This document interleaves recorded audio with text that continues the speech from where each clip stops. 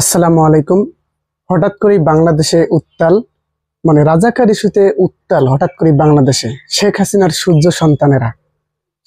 সূর্য সন্তানেরা কেন? তারা স্লোগান দিচ্ছে স্বৈরাচার গেছে দিল্লিতে, আর রাজাকার যাবে পিন্ডিতে। মানে জামাত শিবিরকে তারা রাজাকার বলছেন। মানে জামাত শিবির রাজাকার, এই মুহূর্তে বাংলা স্যার। মানে সূর্য সন্তানেরা শেখ হাসিনার হঠাৎ করে উত্তাল কেন? দেখেন, তারা বলতে পারতো, তারা বলেছেও যে গুপ্ত সংগঠনের বিরুদ্ধে তারা স্লোগান করেছে, তার মানে শিবিরের বিরুদ্ধে। হ্যাঁ, এটা বলতে পারে, এটা শেখ হাসিনার তৈরি করা মত নয়, মানে আওয়ামী বয়ান নয়। কিন্তু আওয়ামী বয়ানেই যখন আওয়ামী বয়ান মানে রাজাকার ইস্যুটাকেই যখন শেখ হাসিনার মানে সূর্য সন্তানেরা, মানে তার উত্তরসূরি তো এই বয়ানটা তুলতে পারে। এই বয়ানটা তুলে হঠাৎ করে বাংলাদেশে উত্তাল ছড়িয়েছে, যার বিরুদ্ধে কিন্তু প্রতিবাদ ঢাবি সহ সব সমস্ত জায়গায় প্রায় তুমি কে আমি কে রাজাকার রাজাকার আবার ওই স্লোগানে উত্তাল হয়েছে। কিন্তু মানে তারা এই যে একটা রাজাকার মানে শেখ হাসিনা বয়ান মানে আওয়ামী বয়ান, মানে শেখ হাসিনার সূর্য সন্তানেরা বলতেছে যে দিল্লি গেছে স্বৈরাচার আর পিন্ডি যাবে রাজাকার। তার মানে তারা জামাত শিবিরকে কিন্তু উদ্দেশ্য করে, মানে জামাত শিবিরকে সরাসরি নাম নিয়ে যে জামাত শিবির রাজাকার এই মুহূর্তে বাংলা স্যার স্লোগান দিতেছে। তো এটা তো শেখ হাসিনার সূর্য সন্তান ছাড়া কেউ দিতে পারে না। আপনারা গুপ্ত সংগঠন এইটা বলেন, এটাতে আমিও আসলে বিশ্বাস করি কিছুটা। শিবির গোপনে আসলে রাজনীতি করছে, এই যে আওয়ামী লীগের সময়, এটা এটা ঠিক, আপনারাও করেছেন ওরাও করেছে, তো এটা বলতে পারেন, এটা নতুন একটা মত। কিন্তু আওয়ামী বয়ান তৈরি করে আপনারা কি বার্তা দিতেছেন, এর পরিণাম আসলে কি হবে? এর পরিণাম হিসেবে কিন্তু ইতিমধ্যেই বাংলাদেশ জামাত ইসলামী কিন্তু ইতিমধ্যেই বলেছেন যে আহ, যদি যদি খালি সংস্কার, দৃশ্যমান সংস্কার না হয়, তাহলে নির্বাচন করতে দেবে না জামাত, মানে নির্বাচন ঠেকিয়ে দেবে, নির্বাচন প্রতিহত করবে। মজাটা এই যে এই সামনেই বুঝতে পারবেন। আপনারা যে নির্বাচন নির্বাচন করে পাগল হয়ে গেছেন, জামাত যে কি করতে পারে এটা আপনাদের কল্পনারও বাইরে। ইতিমধ্যে কিন্তু জানেন, ইসলামী আন্দোলন বাংলাদেশ এবং এনসিপি বিএনপি কে ঠেকানোর জন্যই কিন্তু এক হয়েছেন দুটি দল। মানে বিএনপি ঠেকাও, যখন বিএনপি ঠেকানোর ঘোষণা দিয়েছেন নাহিদ ইসলাম, তার পরে কিন্তু তারা এক হয়েছেন। তো এখন এই যে আওয়ামী লীগের সূর্য সন্তানের মতো যে বক্তব্যগুলো আপনারা দিতেছেন, জামাত শিবির রাজাকার এই মুহূর্তে বাংলা স্যার, তার মানে বিএনপিতে রাজাকার ছিল না, বিএনপিতে তো চিহ্নিত রাজাকার ছিল।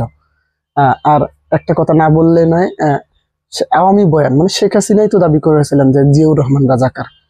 তো আসলে হ্যাঁ, চোরের মায়ের বড় গলা, এরকম একটা কিন্তু পরিস্থিতি লক্ষ্য করা যাচ্ছে, যার পরিণতি কিন্তু খুবই ভয়াবহ হবে। যেমন জিয়াউর রহমানের ইজ্জত সম্মান সব শেষ হয়ে যাবে। আপনারা যদি ওদেরকে রাজাকার বলেন, ওরাও রাজাকার বলবে। শেষে জিয়াউর রহমানের ইজ্জত সম্মান শেষ, এবং আপনাদের কর্মকাণ্ডের জন্যই কিন্তু তারেক রহমান টার্গেট হয়েছে। তারেক রহমানের মান সম্মান ইজ্জত কিন্তু শেষ। বাকি আছে খালেদা জিয়া। ইতিমধ্যে কিন্তু প্রচার শুরু হয়ে গেছে। খালেদা জিয়া এবং জামাতের নেতাদের আগের জোট যখন করেছিল, তার মানে বোঝা যাচ্ছে যে সঙ্গে থাকলে সঙ্গী, না থাকলে জঙ্গি, এভাবে প্রচারণা শুরু হয়েছে। মানে আপনাদের যে মাথার তাজ বলা হয় বিএনপি যারা, তাদের কিন্তু মান সম্মান আপনারাই পতন ঘটিয়ে দিচ্ছেন। এক শুরু হয়ে যাবে, এগুলো থামাতে পারবেন না নির্বাচনে। তারপরেও তো বিএনপি ফেব্রুয়ারির মধ্যে বা ডিসেম্বরে নির্বাচন দাবি করতেছেন। মানে ফেব্রুয়ারি নাকি ডিসেম্বর নির্বাচন নিয়ে অনিশ্চয়তা, আর বিএনপি সেখানে দাবি করতেছে যে ডিসেম্বরের আগে নির্বাচন সম্ভব, মানে এই বছরের মধ্যেই। সালাউদ্দিন আহমেদ বলছিল স্পষ্ট বার্তা। তো এখন কি আসলে এই যে এই নির্বাচনটা কি সম্ভব? কখনোই সম্ভব না। কেননা তারা বুঝে গেছে যে আওয়ামী লীগের যে সূর্য সন্তানেরা হঠাৎ করে বাংলাদেশে উত্তাল শুরু করে দিয়েছে রাজাকারের সাথে, এরা যদি তাহলে নির্বাচনটা হয় তাহলে কিভাবে ক্ষমতায় নেবে? ওই জন্য বাংলাদেশ জামাত ইসলামী স্পষ্ট করে দিয়েছেন যে দৃশ্যমান সংস্কার ছাড়া নির্বাচনে বাধা দেবে জামাত, নির্বাচন প্রতিহত করবে। নির্বাচন যদি জামাত প্রতিহত করতে চায়, এনসিপি করবে এবং ইসলামী আন্দোলন বাংলাদেশ করবে, এবং আরো যে জোট তাদের সঙ্গে হওয়ার কথা তারাও প্রতিহত করবে। তো এই যে রাজাকার রাজাকার স্লোগান দিলেন, এগুলো তো খায় না, এর প্রতিবাদে তো করেছে। স্বয়ং আসিফ মাহমুদ সজীব ভুঁইয়াও কিন্তু এর প্রতিবাদ করেছেন, এবং সারা বাংলাদেশে কিন্তু প্রায় বিশ্ববিদ্যালয়গুলো সহ সব জায়গায় কিন্তু মিছিল হয়েছে ফের রাজাকারের প্রতিবাদে। তুমি কি আমি কি রাজাকার রাজাকার, এরকম কিন্তু প্রতিবাদ হয়েছে। তো এই যে সূর্য সন্তানেরা আওয়ামী লীগের বা শেখ হাসিনা এই যে বক্তব্যটা দিলেন, এর ফলাফল কি হবে আমি এটা স্পষ্ট করে আপনাদেরকে দেখিয়ে দেই। এর ফলাফল হবে নির্বাচনটা হচ্ছে না, নির্বাচনটাকে প্রতিহত করবে জামাত, মানে দৃশ্যমান সংস্কার না হলে।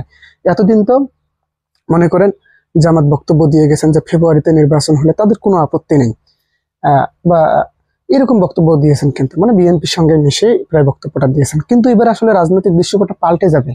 এই যে 19 জুলাই জামাতের যে মহাসমাবেশ আছে সেখান থেকে আপনারা টের পাবেন যে কি হবে এখানে। 19 জুলাই সমাবেশ থেকে কিন্তু নির্বাচন প্রতিহতের ঘোষণা আসবে, ডাক আসবে, কেননা তারা পূর্ণ সংস্কার ছাড়া নির্বাচন এখন আর মেনে নেবে না।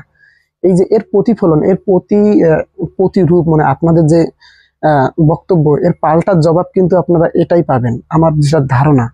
মানে এই যে জামাত আসলে এই বার্তাটাই দিচ্ছে রাজনীতিতে, একটা বেকায়দায় বলতে এই যে নির্বাচন নিয়ে কিন্তু এখন জামাত একমত হবে। এবং এই যে এনসিপি বলেন আর ইসলামী আন্দোলন বাংলাদেশ বলেন, তারা তো আমার মনে হয় না, আপনারা তো অবশ্যই অবগত আছেন, তারা তাদের বক্তব্য শুনবেন, তারা নির্বাচন যেন নির্বাচন তারা চায় না, তারা সংস্কার ছাড়া নির্বাচন চায় না।